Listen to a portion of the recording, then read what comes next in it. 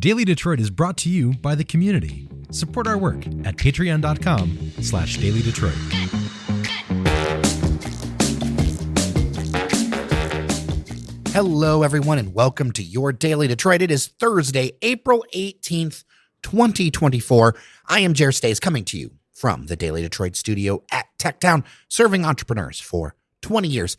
Anyway, across the table from me, back from a trip far, far away, Norris Howard, the Prince of Brightmoor. How are you? I'm back once again, man. I spent a great amount of time out in New York, hanging out in Lower East Side and in Harlem and Brooklyn. Shout out to all my people out there in New York for being incredible hosts, but I am happy to be home again. What was your favorite takeaway from this New York trip? It was the first time I had ever been to New York and went, I could live here. That was the first time I ever felt that way. That is interesting considering how you left and what you said on the air 2 weeks ago. No, it's true. It's true. And I feel that way mostly because I think I stayed more in an area where people actually live as opposed to just being in like Midtown or something like that. Like the touristy areas just suck. But actually living and hanging out in a place where people really live just feels better, man. And it's weird. Living in New York seems hard, but so easy at the same time. Expensive, but on the other hand, you make more money. You do make more money, and life is more convenient, but I like indoor space, and you don't get a lot of that in New York. No, you do not. We've got a lot of things to talk about, Norris Howard. We do. A bunch of things happened while you were gone. Yeah, I'm aware. Like, I touched down a few days ago and opened my news apps and realized the entire landscape of downtown Detroit is shifting quite seismically. You mean the new colored pillars for the people mover, right? Sure, yes. I'm sure that's the one you're most concerned about. Yeah. Uh-huh. Look, I'm just going to warn listeners, pretty much all the regular hosts are all going to get a swipe at talking about this topic because it is an important one. I invite you throughout this entire process to share at dailydetroit@gmail.com. I'm also working on experts to talk about this Hudson's Tower move by General Motors, what could go to the Ren Cen. As we go over time, we're getting a more complete picture about what this is. The Free Press reported that what's actually going to happen is 2 stories in the Hudson's Tower of about 50,000 square feet each. And that makes me think with this new piece of information, this is really a flag. This is a flag because, in a former life, I did some corporate space planning and worked with some folks and learned that it's between 150 and 250 square foot per person for kind of working in offices and all that kind of stuff. So we're talking 500 to 700 people, maybe. We're talking 400. If you're just going to do the math raw like that, you're talking 650 to 400 to 650 people. Okay. That is a space. We're sitting here in Techtown. The General Motors headquarters office will be smaller than this building. You could fit it all in this building and have room to spare. Crazy. You wouldn't even have to move us. Crazy. That's listen, and the thing that I feel about this is don't get me wrong.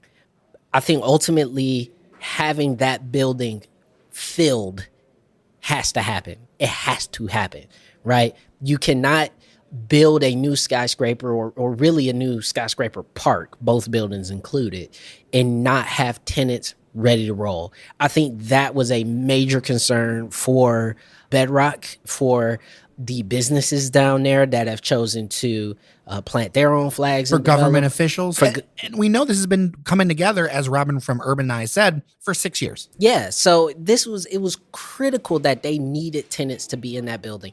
And truth be told, the Ren Cen is so isolated from the rest of the downtown core that it often felt like GM didn't have a presence downtown. When you were in sort of the mix, if you will, of downtown, they felt so separate from the rest of the downtown experience that I can understand the calculus from that point of view of planting the flag in that building. However, I think what this does do and what everybody is concerned about is now the Ren Cen just seems pointless. The Marriott's there, that's fine. It'll still get filled up for movement. But beyond that, the Marriott's a huge block of hotels that's kind of needed. Yeah, for the Grand Prix and all the movement events. and all the big events and all that stuff is great. It'll be filled up for the draft next week. That's fine. The other sort of 45 weeks of the year Well, I'm not as concerned about the hotel. I'm concerned more about those 4 towers around it. Yeah. Because there is a huge lack of hotel demand in Detroit right now. We are still behind where we should be with some of this stuff. That's why the city's very excited about putting out there's a residences at Water Square. There's going to be the hotel at Water Square right next to it and connected to the convention center. I look at those 4 towers around it because they're the ones in question. The other 2 towers, 5 and 600, were recently sold and have new owners, and Blue Cross Blue Shield, among other tenants, are in there. Right. They're also far smaller than those 4 other towers.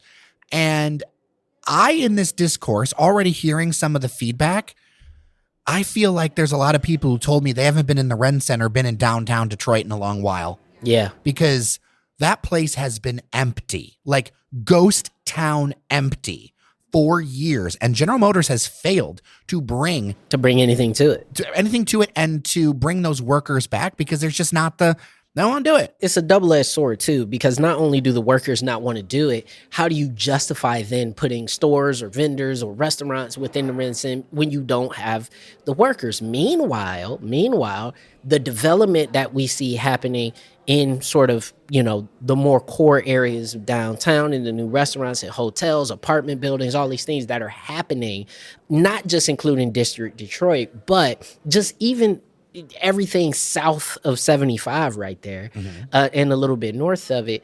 GM has not been able to benefit from any of it. The Ren Cen hasn't benefited. They have put some work into the Riverfront, without a doubt. And that's fantastic. But there's a lot more work that could be done. I understand that we love the Riverfront. I love the Riverfront. But like, you go down there, and you and I have been traveling, and I do think the Detroit Riverfront deserves awards. However, I also think it is very underutilized. If you look at all those parking lots of GM property and everything else, I think it's also extremely underutilized. I don't want to see another surface parking lot in my life. Like that's how I am. Like, especially after coming off this New York trip and just seeing how there is not an inch of unutilized space in Manhattan. And don't get me wrong, Manhattan has been that way for centuries. But when I just even look at other downtowns that I've been to over the past sort of 5, 6, 7 years, because this wave of urbanization and development within downtown cores is not a Detroit specific thing. We've been seeing this happening. If anything, we're laggards. Yeah. To be honest. If anything, we're behind. We're seeing this happen in specifically medium-sized cities across the nation. And they are not, every surface parking lot, they're getting rid of those. They're doing parking towers or apartment buildings that sit on top of parking lots and all that type of stuff because people want to be in dense locales. Millennials and Gen Z have shown that they want to live in cities. I made this point to Rob, and I wanted to run it by you. I feel like Detroit has to offer something the suburbs can't, because the suburbs are going to do the suburbs really well. And I want to get your thoughts as somebody who is, from the neighborhoods, grew up there. Yeah. Like, I feel like it's really hard. Now, there's, of course, great neighborhoods. I enjoy the neighborhoods of Detroit. But when you're thinking about families and cost, it's like, it's really hard to make that work versus a situation where, what if we build something that you can't get anywhere else? Yeah. Your math. Math doesn't math for a lot of people. Right. Yeah, I think it's a difficult question to really ask. I think, as I've said many, many times before, I think the lack of nightlife here has really impacted a lot of the growth. Do you sense nightlife's back in New York? Yes, quite a bit, actually. So the rumors on the internet are wrong. It's not so much nightlife in the sense of people are going to CBGB and Studio 54 anymore, but people are going to their neighborhood bars. I would kill to see you in like a white suit. I wore a white suit to prom. I will bring that picture. Okay, bring the picture. I love it. I will bring that picture. But it's one of those things where, I feel like the sort of neighborhood bar, elevated bar experience is definitely still something that's happening in New York. And I feel like when we're seeing in Detroit, they put Gillies down there, the new sports bar. And by the way, I want to talk about on another episode, it is beautiful. It's beautiful. And, I am concerned, however, how many people will frequent it who are actually from the city, right? I think that's the thing. Downtown tourists will love it. So over the weekend, I went downtown and did some errands and things. This is a tourist town. Mm-hmm. Like the vibe, as somebody who remembers it from the 80s all the way and seeing it change in different times, that vibe, like it is, I'm glad to see so many people downtown, and I'm not trying to knock on it. Yeah. But it's different. But here's the thing is we got to accept that. We got to get used to that, and we got to be okay with that. If we're going to continue to try to grow back into a world-class city, we have to accept that. And we have to understand that if we want the real vibes and the real feel, okay, then it's going to have to be happening in Lafayette Park or Corktown or up in Midtown or all the way up here on the Boulevard and in the North End and stuff like that. That's what it's going to have to be. Because downtown, yes, will be the realm of tourists. And that's okay. And we have to be okay with it. You know, for me, just circling back to the Ren Cen and just really thinking about, you know, what is going to be the future of just that entire space. And this, I'm concerned about it because you're not going to be able to do anything over there without spending $1 billion. You're just not. See, I'm not concerned about that. I think that's just the cost of doing business. So if you look at the train station, at the end of the day, it's going to be right around that price. We didn't fund that. And the thing, but you've got. So here's the thing. The reality is that General Motors is going to get every incentive they ever ask for out of the state legislature. Okay, that's true. Okay, Dan Gilbert has one of the best lobbying teams in the state. They're going to get every incentive out of this thing, and it's not like both of them don't have money sloshing around to be able to do some of this. I think anything that you do, whether it's a rehab, whether it's a demo, anything else, it's not going to be a demo. It's not going to be a demo. I think actually that's the worst idea. Okay. To be fair, a demo. I just think you're not going to be able to put anything there that would sort of have either the same impact or the same use. Like, even if you expand the Riverfront, let's say you expand the Riverfront and expand Hart Plaza, right? So now you just got a super large Riverfront park. That's already. I don't think you would make it a park, but I do think it would be a morale hit to the region that would be insufferable to see that go down. Yes. And I think that, although practically, even if it pencils out that that's the best solution and then rebuilding, I still think there will be every incentive. Like, I had to laugh because so many people in response to this is like, oh, it's going to be a tower of illegal immigrants. No, it's going to be immigrants who make a bunch of money. And like the whole idea that this is going to be affordable, this will not be affordable housing. Why this is going to be. Who said that? I'm just. It's become a talking point that people have been sending in. I've been seeing on social media. You're an idiot. Like I'm just gonna flat out say that. Like if you really think that prime. Oh, you're divorced from reality, without a doubt. Prime riverfront real estate in the tallest building in the state of Michigan and one of the most architecturally beautiful buildings ever to be built in the Midwest is going to become a high-rise tower for immigrants. What are you talking about? Yeah, that tells me exactly I will not listen to anything else you say. Because you're speaking from a place of ignorance. Yes. Like, and I'm not even talking about conservative or liberal. No, you sound stupid. You just sound stupid. But anyway, listen, the only reason I would say knock it down is like, I don't know, if the MLS expands and you put the new stadium right there. Like that's the only reason I could see it. But like, you know, if we're talking about that building, I think you're absolutely right. The morale hit, what the RenCen is to the consciousness of Southeast Michigan is too important to knock it down. Whether it's the sign thing, which you missed the whole sign thing, mm-hmm. You got to skip the whole freeway sign thing, or this. What I've realized, you know, how many people said they don't know that the green of the city of Detroit is from the spirit of Detroit, right? Like how many people? There's so much lore about Detroit that I'm realizing we have to do a Mother May I step back mm-hmm. and share. Mm-hmm. Because I think we've lost the collective consciousness on two levels. One, for generations, people who look like me have like bounced mm-hmm. and we only show up for Tigers games. For Tigers games. I mean, let's be honest, it's about the same amount of white people in the city as it was, you know, years ago. That mm-hmm. actually hasn't changed. And then you have a huge exodus of African-American people. You do? And that has become the beginning of breaking of those generational changes where it's like, oh, I grew up in Southfield. Oh, mm-hmm. I grew up in Farmington. Those stories are getting lost. Yeah. I don't know if you agree or is that too bold of a statement? I don't think it's bold at all. I think it's absolutely a true statement. I mean, I have members of my family where, you know, none of their children or grandchildren have lived in the city, period. You know, I find that to be disappointing, but I also understand why they did it. And I think that's kind of what hurts more, to be honest, is that even myself, you know, I'm not in the city proper at all, but I know exactly why I made that decision. And I think that kind of is what makes it painful. I think, and this is something that, the state of the city is coming up. I actually have an invite. I'm going to be going to the actual speech. Whether it's Mayor Mike Duggan or whoever is in charge, I would love an actual conversation about addressing the core issues.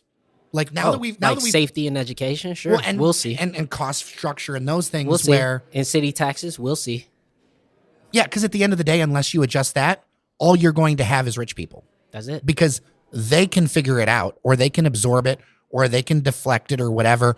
That's all. You're not going to see wholesale turnaround of the neighborhoods until you work on that structure. Because at the end of the day, like, you're not providing, like, Detroit's costs are second only to New York City. Right. That's ridiculous. That's ridiculous. And you cannot sustain a city with just rich people. You may be able to sustain a gated community or a suburb with just rich people, but that's going to mean hard political decisions, because you got to tell somebody no. Yeah, but you're not going to be able to sustain an entire city with just one income level. You can't. There's not one actual city, like biggest city in the state, that has just rich people. Don't exist. The other day, I was out to Berkeley because there is a new ice cream shop opening. Bombshell Treat Bar opens on Friday. I was driving around, man, like, stacked with people, just stacked with people, and new construction and all these things. And I drove by a school that was converted to apartments. Yeah. Why not? Like, that is the thing. Like, it can be done. It is dumb that it's not done here. And we need to ask real questions about our system, because it did happen there. Yeah. But those places all have really great sort of eminent domain where the city or the not even eminent domain. There's just market. There's market and there's investment and there's just less land. So if we can't knock it down, we might as well put something else there. But I think the thing, going back to the RenCen, the last thing I want to say about it, and why I think ultimately, it may pan out to be a W, because I see a lot of people who are very down on it, very negative. It may pan out to be a W. And the reason why I say that is because that new Hudson's Tower is a symbol for a lot of people. It is a symbol of progress. It is a symbol of the future. It is a symbol of somebody taking a chance on the city. And if that succeeds, if GM goes there and they're just like, we actually want more space, we want to bring more people. If the retail that they put in that build or in the series of buildings can succeed, if they sell out all the condos in the high rise, if they do all the things and it works, think about what that means for downtown Detroit, and think about what that means for those businesses in downtown Detroit. So for as much as the RenCen feels like a significant and massive loss, and it is, don't get me wrong, somebody will want to figure it out with that building. It's too important. So if you can have that new building succeed at Hudson's, and you can have the RenCen transform into whatever incarnation it does in the future, you have a downtown that can be vibrant, exciting, and full of people once more. And that ultimately is a W. I'm going to choose to be optimistic about it. Norris, I think we have a new media row in Detroit. Okay. All right, so hear me out here. News came that Detroit Public Television, now rebranded as Detroit PBS, our friends over there, in full disclosure, I have appeared a few times on there, to say the least. And every once in a while, you'll catch me on public TV. Well, here and there when it works out. Dig it. There is a new facility going in on Paquette Avenue, just walking distance from this very studio. Very exciting. It's a pretty big investment, actually. It's going to be, and it's a big deal because it's bringing the Detroit PBS back to the city after 20 years. Remember, they had that one building over there behind the Fisher building. Yep. So they're rehabbing this place. There's going to be room for community space, which we're all about, all that stuff. I'm really glad to see it. I'm glad to see them move their property in Wixom, come back to the heart of the city, because Wixom is just really... just so far. It's just so far. And I think it makes a new media row in Detroit. Why do I say that is that there was a press row on Lafayette. You had the Detroit News, the Detroit Free Press, WDIV, for a while WWJ, that's now the Cambria Hotel. Yep. Well, all of that's hotel and residential except for WDIV now. Yep. But up here, you've got Outlier Detroit. You've got... Us. Us. Yes, I think would belong in that. You've got WJR and WDVD in the Fisher Building, among everything else. You've got Bridge Detroit. New center is all here, man. I feel like this is the new media. This is the new media row of Detroit. We just gotta get cranes to get it together and move over here. So here's what's funny. I don't think they'll do it because they have their building. Yeah, they're not giving that up. But I do think, I'm not exactly sure when, but I do think the newspapers' leases are up soon. Uh-oh. Like all of us press people up here, we're just going to be fighting over spots at the Amsterdam Q line stop. I'm going to whap Orlando. I'm going to push Orlando Bailey out of the way. Just move over, Orlando. It'll just be like the fight scene at Anchorman at Supino's on Woodward. Malachi Barrett just clocks me with a laptop. Candace over at Outlier just like takes the bag like full of bricks and clocks you in the head. I love how inside baseball this is. But I mean, I love the idea. I love it too. I mean, I think it's great to see this kind of stuff happen up here because I think there's so much opportunity. You know what? The core downtown. Look, us media people, we can't afford. We can't afford it, man. We can't afford it. Y'all won't pay us, man. So we can't afford downtown no more. Patreon.com/Daily Detroit. But like I think this is double cool for a number of reasons. I think number one, like you said, just recommitting to the city, which is something that I see a lot of, and I really want to see more of. And it makes me feel good. It makes me feel great to see so many companies, brands, nonprofits, all this stuff recommitting to the city because it was so easy for everybody to leave, especially in the bankruptcy era. And there's still so much media that's not in the city. No. Just being honest, especially TV stations, you only, until Detroit PBS comes back. How long was WXYZ in Southfield? Like forever. I mean, they've been in there. I mean, they originally, the Maccabees building. That's what I'm saying. Yeah. The Lone Ranger actually was created in the Maccabees building. Yeah. So that's what I'm saying. We talking about what, 70 years? They've been in Southfield? I don't know exactly. It's a long time. But the point is that we know how important this region is or this city is to the region. We know how important it is to the sort of winds of change within the state. It's incredibly important. And I think just being centrally in the city for all the news organizations and outlets is just so important. If you want news from the suburbs, listen to Daily Detroit. But also, I'm a big fan of all of those suburbs having their own papers and having their own news outlets. That ecosystem's really been taking a hit lately. It has. And part of it is you've got... So it's this whole idea where in Metro Detroit, our suburbs are the size of what are normally neighborhoods. Yes. Right? And so that's difficult financially to make that work. And it also, I mean, we could go into a whole separate conversation about duplicative services. Yeah. But that's another day. Yeah. But it makes it kind of difficult. I'm just saying the Metro desk can't handle all the suburbs, man.